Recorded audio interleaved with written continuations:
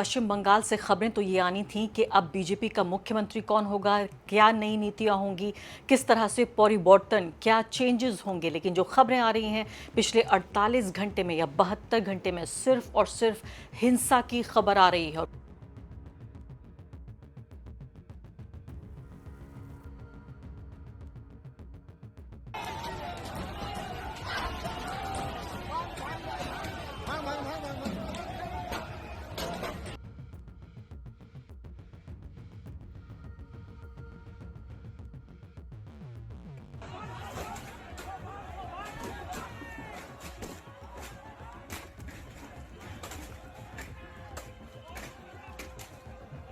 शुवेंदु अधिकारी जो माना जा रहा है कि मुख्यमंत्री बन सकते हैं बंगाल के अगले बीजेपी के मुख्यमंत्री, उनके पीए पर्सनल असिस्टेंट की गोली मारकर हत्या कर दी गई है।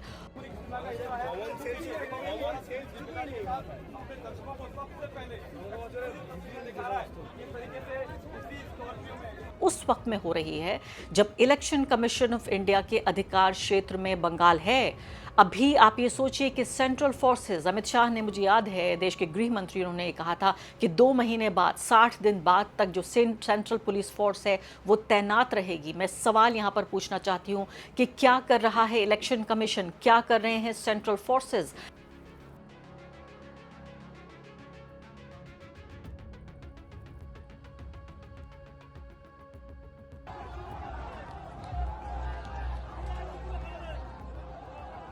किस तरह से अलग अलग तरह के लोग, पूरी खुली छूट ऐसा लगता है उनको मिल रही है। इस व्यक्ति को मैं चाहती हूँ आप सुनिए। मैं तो यही अपील करता हूँ बंगालियों से कि 2 साल तक जो भी जिहादियों मौलानाओं ने हिंदुओं का हत्या की, वैसे ही 2 साल तक लगातार उसका बदला लिया जाए और उसके बाद विकास होता है तो ठीक है, नहीं तो जिहादियों को लगातार 72 घरों तक पहुंचाया जाए। नमस्कार, इस खास कार्यक्रम में आपका स्वागत है। मैं हूं आरफा खानम शेवानी। पश्चिम बंगाल से खबरें तो ये आनी थी कि अब बीजेपी का मुख्यमंत्री कौन होगा, क्या नई नीतियां होंगी, किस तरह से परिवर्तन, क्या चेंजेस होंगे। लेकिन जो खबरें आ रही हैं पिछले 48 घंटे में या 72 घंटे में सिर्फ और सिर्फ हिंसा की खबर आ रही है। और पूरे तरीके से इस पूरे चुनाव की कहानी एसआईआर से लेकर और अब चुनावी हिंसा तक पूरे तरीके से आप देखें तो पूरे तरीके से इलेक्शन कमीशन के इर्द गिर्द घूम रही है। अभी जो भयानक खबर आ रही है उस खबर के बारे में आपको बता देती हूँ। वो खबर ये है, आधी रात को ये खबर आई है कि शुवेंदु अधिकारी जो माना जा रहा है कि मुख्यमंत्री बन सकते हैं बंगाल के अगले बीजेपी के मुख्यमंत्री, उनके पीए पर्सनल असिस्टेंट की गोली मारकर हत्या कर दी गई है। और इस बात को लेकर आप ये सोचिए कि पहले बैलेट्स की हम बात कर रहे थे, अब सिर्फ बुलेट्स की बात हो रही है। इसके अलावा जो हिंसक गतिविधियां हो रही हैं, जो टीएमसी के कैडर के खिलाफ हो रही हैं, वो भी मैं आप तक लेकर आऊंगी और उसके बारे में आपको रिपोर्ट में कर चुकी हूं पहले। लेकिन अभी जो मैं आपको बता रही हूं वो ये कि पूरे तरीके से आप ये सोचिए कि जो अधिकारी हैं वो ये कह रहे हैं कि चंद्रनाथ राठ नाम का जो व्यक्ति है, इसकी हत्या की गई है। काफ़ी दिनों से इस व्यक्ति के ऊपर नज़र रखी जा रही थी और काफ़ी हद तक जो केयरफुल प्लानिंग है उसके ज़रिए बहुत ही सावधानी पूर्वक ये योजनागत तरीके से इस व्यक्ति की हत्या की गई है। 10 साल से ज़्यादा से ये व्यक्ति जो है वो साथ था शुवेंदु अधिकारी के। जाहिर है बहुत सारे राज भी जानता होगा, रणनीति भी उसने साथ में बनाई होगी। बेहद शर्मनाक और अफसोस की बात है कि पॉलिटिकल वायलेंस, जो पोस्ट पोल वायलेंस है, उसकी हद अब यहाँ पहुँच चुकी है कि पहले 4 लोगों की हत्या हो चुकी थी, उसकी खबर आई थी, और अब ये शुवेंदु अधिकारी के पीए की, उनके सबसे करीबी व्यक्ति की हत्या हुई है। बहुत शर्मनाक ये बात है और उस वक्त में हो रही है जब इलेक्शन कमीशन ऑफ इंडिया के अधिकार क्षेत्र में बंगाल है। अभी आप ये सोचिए कि सेंट्रल फोर्सेस, अमित शाह ने, मुझे याद है देश के गृह मंत्री, उन्होंने ये कहा था कि 2 महीने बाद, 60 दिन बाद तक जो सेंट्रल पुलिस फोर्स है वो तैनात रहेगी। मैं सवाल यहाँ पर पूछना चाहती हूँ कि क्या कर रहा है इलेक्शन कमीशन, क्या कर रहे हैं सेंट्रल फोर्सेस। मत डालने चाहिए, बीड़ी के गुंडों की चिंता मत करिए। चुनाव आयोग ने चप्पे चप्पे पर सीआरपीएफ बिठाई और आज मैं बोलकर जाता हूं, चुनाव के बाद भाजपा सरकार आनी है, फिर भी 60 दिन तक ये सीआरपीएफ यही रहने वाली है। इससे पहले कि इस मामले की और डिटेल्स आपको बताऊं और कितना भयानक ये पूरा न सिर्फ कि हिंसा जो हो चुकी है बल्कि अफसोसनाक तरीके से जो बिल्डअप हो रही है उस बारे में भी समझना होगा। और चेताना चाहती हूं मैं इलेक्शन कमीशन, सेंट्रल जो एजेंसीज हैं उन सबको और जो एडमिनिस्ट्रेशन इस वक्त वहां कंट्रोल में है कि पूरे तरीके से सावधानी बरतनी चाहिए। मैं इलेक्शन कमीशन का आपको ये ट्वीट जो बताया जा रहा है कि इसको डिलीट कर दिया गया। इलेक्शन कमीशन ने कहा था कि चुनाव आयोग की तृणमूल कांग्रेस को 2 टूक, ये चुनाव से पहले की बात है, पश्चिम बंगाल में इस बार भय रहित, हिंसा रहित, धमकी रहित, प्रलोभन रहित, छापा रहित, बूथ एवं सोर्स जैमिंग रहित होकर ही रहेंगे चुनाव। और ईसीआई ने कहा था, ECI straight talk to Trinamool Congress. अगर हिंदी में समझ में ना आया हो तो अंग्रेजी में भी समझ लीजिए, मैं नहीं कह रही हूँ, इलेक्शन कमीशन ऑफ इंडिया कह रहे हैं। ज्ञानेश जी के आदेश पर यह ट्वीट किया गया इलेक्शन कमीशन ऑफ इंडिया के ट्विटर हैंडल से, जिसको बाद में डिलीट भी किया गया। तृणमूल ने इसका जवाब भी दिया। हिंदी में अगर आपको समझ में ना आया हो तो आपके लिए लेडीज एंड जेंटलमैन मैं आपको अंग्रेजी में बता देती हूँ, क्योंकि इलेक्शन कमीशन ने अंग्रेजी में भी साथ साथ इसी ट्वीट में लिखा था कि this time the elections in West Bengal would surely be fear free यानी कि डर से रहित, violence free, intimidation free, inducement free और एंड विदाउट एनी छापा, booth jamming and source jamming. और इसके बाद नीचे तस्वीर लगी हुई थी, हमारे जो इलेक्शन कमिश्नर हैं, चीफ इलेक्शन कमिश्नर, उनकी तस्वीर थी और साथ साथ जो उनके दोनों साथी हैं उनकी तस्वीर को भी आप यहाँ स्क्रीन पर देख रहे हैं। तो ये जिम्मेदारी किसकी बनती है? यहाँ तो कहा जा रहा था कि हर तरीके से फ्री होगा, भय नहीं होगी, हिंसा नहीं होगा, धमकी नहीं होगी, प्रलोभन भी नहीं होगा, छापा भी नहीं होगा, लेकिन सारी चीज़ें फ़िलहाल इलेक्शन से पहले भी, इलेक्शन के बाद भी, इलेक्शन के दौरान भी ये सब कुछ हमें सुनने में आ रहा है। तो बेहद शर्मनाक ये खबर है कि किस तरह से भारतीय जनता पार्टी के लीडर और बंगाल के, जैसे मैंने आपको बताया कि चीफ मिनिस्टर हो सकते हैं वो शुवेंदु अधिकारी, उनके पीए को दोहारिया में जो मध्यम ग्राम नाम की जगह है वहाँ उनकी हत्या कर दी गई है। ये नॉर्थ वेस्टर्न इलाका है और कोलकाता से सटा हुआ ये इलाका है। चंद्रनाथ रथ इनका नाम है। उनको पॉइंट ब्लैंक इनके ऊपर गोली मारी गई और इनकी जान चली गई। इसके अलावा एक और व्यक्ति के ऊपर हमले की भी खबरें आ रही हैं। रोहित रॉय नाम के व्यक्ति हैं जिनको चिंटू कहा जाता है, उनको भी बताया जा रहा है पेट में उनकी गोली लगी है और ये झड़पें लगातार हो रही हैं। ये वीडियो मैं आपको दिखाना चाहती हूँ। इस वीडियो को देखिए। यहाँ पर ये कहा यह जा रहा है कि टीएमसी के लोगों पर हमला हो रहा है। मैं इस बात को अभी श्योरिटी के साथ नहीं कह सकती, सुनिश्चित नहीं कर सकती, लेकिन इतना ज़रूर आप देख रहे हैं वीडियो में जिसके लिए आपको किसी जानकार की ज़रूरत नहीं है, मेरी भी ज़रूरत नहीं है, कि यहाँ सिक्योरिटी फोर्सेस के लोग हाथ बांधे हुए खड़े हुए हैं। और आगे बढ़ने से पहले एक अदना सी गुजारिश कि आप मेंबर बनिए मेरे चैनल का आरफा खानम शेरवानी। अगर आप मेंबर बनते हैं, आपके समर्थन से आप मेरा हाथ मजबूत करेंगे, इतना मजबूत कि मैं सत्ता का कॉलर पकड़ के सवाल पूछ सकूंगी और जो हमारे समुदाय में हाशिए के जो तबके हैं उनकी आवाज़ उठा सकूंगी। आप यकीन जानिए, आपका एक छोटा सा सहयोग मेरे लिए इतना बड़ा होगा जिसके लिए आप अंदाज़ा भी नहीं लगा सकते। यहाँ बेहद अफसोस, शर्म और चिंता की बात यह है कि इनके हाथ किसने बांधे हैं। कौन कह रहा है कि ये लोग यहाँ पर एक्शन नहीं कर सकते? ये 2.5 लाख लोग क्या कर रहे हैं? सिक्योरिटी फोर्सेस, वो फोर्सेस जो हमारे देश की आन बान शान हैं, वो लोग जो कि हमारे बॉर्डर्स को भी सुरक्षित रखते हैं, हमारे नागरिकों भी सुरक्षित रखते हैं।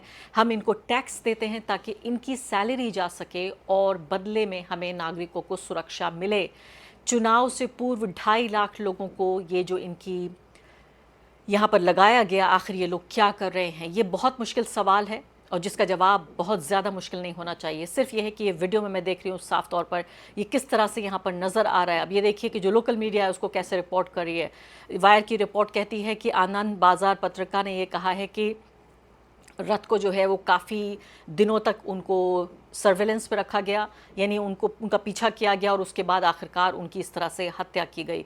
उन्होंने ये भी कहा कि उन्होंने जो डायरेक्टर जनरल ऑफ पुलिस हैं राजीव कुमार, उनसे बातचीत की है पश्चिम बंगाल के, लेकिन वो ये खबर आप तक नहीं ला सकते, ये बात वो नहीं उसका पर्दाफाश कर सकते क्योंकि अभी इन्वेस्टिगेशन हो रहा है इस पूरे मामले में।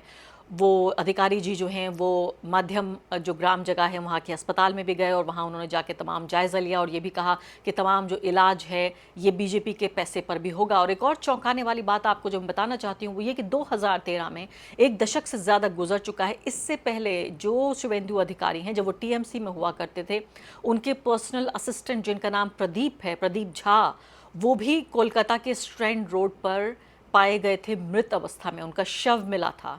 तो ये अपने आप में एक ऐसा कोइंसिडेंस है। मैंने आपको बताया कि उस वक्त वो टीएमसी में थे 2013 में, और 2026 में 13 साल बाद फिर से उनके एक और पीए की हत्या कर दी गई है।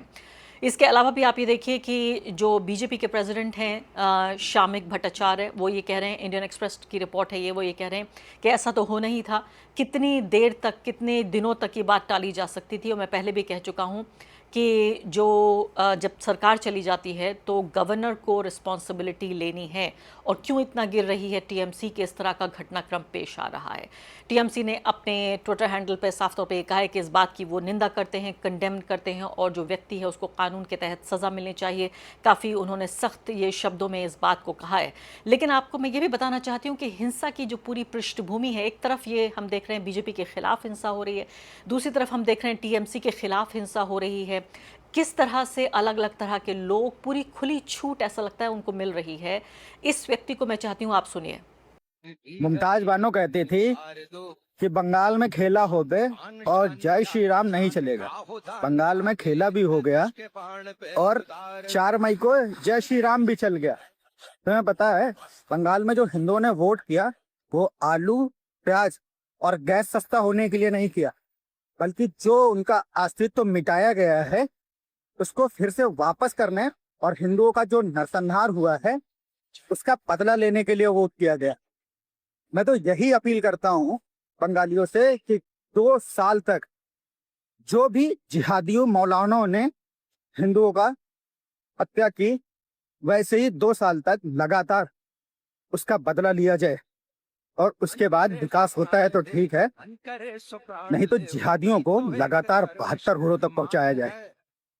जय श्री राम। इस व्यक्ति को आप देख रहे हैं, अंकित पांडे नाम का व्यक्ति है। ये जो वीडियो है पूरी तरीके से वायरल हो रहा है। ये व्यक्ति कह रहा है हर तरह की, ये सोचिए, रेखा इसने क्रॉस कर ली है, सीधे नरसंहार की बात कर रहा है। सीधे व्यक्ति कह रहा है कि अब सरकार आ गई है, अब सबका बिल्कुल सूपड़ा साफ होगा, सबको साफ करेंगे। मैं ये तमाम बातें अपने मुंह से भी नहीं कहना चाहती। जो बातें इस व्यक्ति ने की हैं कि बंगालियों को कह रहा है ये व्यक्ति कि मौलानाओं को अगले 2 साल तक सबको निपटा दीजिए और सारे जिहादियों को 72 हूरों के पास पहुंचा दीजिए। इस तरह की बहुत ही बेहुदा और हिंसक भाषा का ये व्यक्ति इस्तेमाल कर रहा है। मैं ये देखना चाहती हूँ अगले कुछ मिनटों में कि जो वहाँ अधिकारी गण हैं, जिनके अधिकार क्षेत्र में ये पूरा इलाका इस वक्त आ रहा है, इलेक्शन कमीशन और जो हमारे सेंट्रल फोर्सेज हैं, इस पर क्या एक्शन लिया जाता है, ये अब देखने की बात है। इसके अलावा भी तमाम तरह की जो भाषणबाजी है वो हो रही है। खुद शुभेंदु अधिकारी, अफसोस की बात यह है कि उनका पीए मारा गया है, लेकिन खुद वो चुनाव से पहले भी जिस तरह के भाषण दे चुके हैं, उनको भी नज़र में लाना ज़रूरी है कि ये हिंसा की पूरी पृष्ठभूमि दोनों तरफ से दिख रही है। बेहद शर्मनाक और अफसोसनाक ये बात है कि वो भी पहले बात कर चुके हैं कि गजा में जैसे इजराइल ने किया है वैसा ही हमें यहाँ पर करना पड़ेगा। हिंदुस्ताने हिंदू के खून करबे, गाजा शेष হয়েছে, इजराइल शेष করেছে, আমরাও শেষ করব। মোদির শিষ্য আছি, মোদির বাচ্চা আমরা। इस तरह की भाषा का इस्तेमाल करें। इसके अलावा भी वो कह रहे थे कि उनको जो जिताया गया वो हिंदू वोटर ने उनको जिताया है और वो उन्हीं के वेलफेयर के लिए काम करेंगे। इस तरह की भी भाषणबाजी हो चुकी है। अब पश्चिम बंगाल में भी आप देखिए कि एक और मैं आपको ये वीडियो दिखाना चाहती हूँ जिसमें आप देख रहे हैं कि तृणमूल कांग्रेस के मुस्लिम नेता हैं जिनके ऊपर कितनी बेरहमी से ये हमला किया जा रहा है। शांति निकेतन बीरभूम की एक घटना है 5 मई की, और जो विधानसभा चुनाव हुए हैं उसमें बीजेपी की जीत के बाद आप देख रहे हैं ये किस तरह से तृणमूल कांग्रेस के जो मुस्लिम नेता है जमशेद अली खान, उनके ऊपर बेरहमी से हमला किया गया है। तो ये तमाम घटनाक्रम बता रहा है कि पश्चिम बंगाल में बहुत बदसूरत ये दौर हिंसा का चल रहा है। उम्मीद हम ये करते हैं कि इस कुछ घंटे के गुजर जाने के बाद अक्ल आएगी लोगों को कि अब जो सत्ता परिवर्तन होना था, जो परिवर्तन राजनीतिक और सामाजिक होना था, वो हो चुका है। चुनावी परिवर्तन हो चुका है। अब जिसकी सरकार बनी है उसे शांतिपूर्ण तरीके से मुख्यमंत्री पद की शपथ ले ले और राज्य फिर से अपने मामूल पर जो उसका रूटीन है वो जीवन वहाँ पर लौट जाए। लेकिन इसके साथ साथ अधिकारियों को ये सुरक्षित करना पड़ेगा कि ये जो इनजस्टिस, नाइंसाफ़ी हो रही है, ये बंद हो।